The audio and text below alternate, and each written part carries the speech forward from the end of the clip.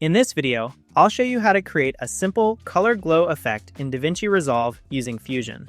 Select your clip and switch to the Fusion page. You should see MediaIn and MediaOut already connected. With nothing selected, press Shift and Space, search for HSL Key, and add it. Connect MediaIn to the HSL Key. Make sure the invert option is turned off. Select the key, then click and drag in the viewer to pick the colors you want to affect. Next, press Shift and Space again and add a merge node. Place it between MediaIn and MediaOut, and connect the HSL key to the green foreground input. Now select the HSL key, press Shift and Space, search for Soft Glow, and add it after the key. Select the HSL key.